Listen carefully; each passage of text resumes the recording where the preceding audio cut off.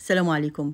النهارده بقى هاعمل وصفة حلوة أوي، تليق أوي في العزومات بس مش العزومات الكبيرة يعني الحاجات الصغيرة كده اللي هي يعني أصحابنا، حد من القرايب كده عدده قليل، حاجة كده حلوة أوي لو اشتريناها من برّه تبقى مستفزة أوي بأسعارها، لكن في البيت ما بتبقاش مكلفة أوي كده، وفي نفس الوقت حاجة كده تحفة. وأول حاجة كنت حطيتها هي شوية بقدونس كده متقطعين رفيع جدًا، وعليهم نُص معلقة من الفلفل الأسود، نُص معلقة من الكمون، ربع معلقة من الشطة، معلقة من البابريكا، ونُص معلقة بقى من التوم البودر، ونُص معلقة من البصل البودر، والمفاجأة بقى هنا نُص معلقة كمان من البيكنج باودر، وبعدين عليهم بقى معلقتين دقيق، ممكن نستبدل الدقيق بالبقسماط ما فيش مشكلة خالص، بس أنا ما كانش عندي بقسماط بصراحة، وهاقلب بقى الخلطة الجبارة دي كلها مع بعض.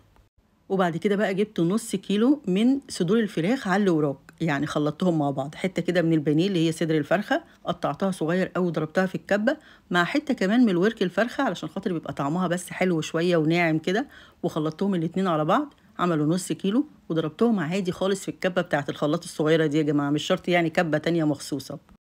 وقعدت بقى أعجن فيها كويس جدًا، ما تقلقوش سِنّة التلزيق اللي أنتم شايفينها قدامكم دي، الدقيق هيمتص السوائل اللي فيها كلها وهتتضبط. بعد كده بقى جبت عصيان الشيش، عصيان الشيش دي أهم حاجة إن أنا لازم أنقعها في المَيّة مثلًا مش أقل من 10 دقايق ربع ساعة، عشان لمّا أحطها بعد كده في الفرن ما تتحرقش. هاطلّعها بقى من المَيّة واشتغل بيها على طول. بعد كده هاجيب شوية زيت في طبق وأدهن إيدي علشان خاطر أعرف بس أمسك الكفتة من التلزيقة اللي أنتم شفتوها دي، وكمان عشان تبقى شكلها ناعم. وهامسك بقى حتة كده من الكفتة وأطلّع عصايتين كده أو 3، أنا فضّلت يبقوا 2 بس يعني، وهاصبّع بقى الكفتة بتاعتي. ما تقلقوش خالص، أنتم في الأول هتحسّوا إن أنتم يعني مش متماسكة كده، بس بعد كده هتمسك شايفين؟ وطبعًا في الوقت ده لازم أكون محضّرة صينية ودهناها كمان دهنة زيت حلوة، هامسك تاني عصايتين أو 3 من الشيش، وأمسك كده حتّة من الفراخ زي ما أنتم شايفينها أو حتّة من الكفتة، وبعد ما أنعّمها كويس أوي وأفردها، أعمل بقى حركة الحاتي دي، إن أنا يعني أمسكها كده بالصباعين وأعمل فيها التعريجات الخفيفة دي. على فكرة أنتم ممكن تصغّروا صباع كفتة عن كده، أنا مش عارفة كنت عاملة الحجم الكبير أوي ده ليه، وكمان ممكن تعملوا بقى الحركة دي وتحطوها في أطباق فويل كده وتحطوها في الفريزر تفرّزوها في أي وقت بقى تكونوا مستعجلين أو محتارين مش عارفين تعملوا أكل إيه أو تعبانين لا قدّر الله والّا حاجة، تطلّعوها وتحطوها في الفرن على طول. أنا خلّصتهم وحطيتهم في الفرن على درجة حرارة 200، قعدوا حوالي نُص ساعة. بس قلبتهم طبعًا في الفرن، يعني بعد ربع ساعة كده لمّا لقيتهم من تحت احمروا، رُحت قلباهم على الناحية التانية عشان برضه يستووا من فوق ومن تحت زي بعض.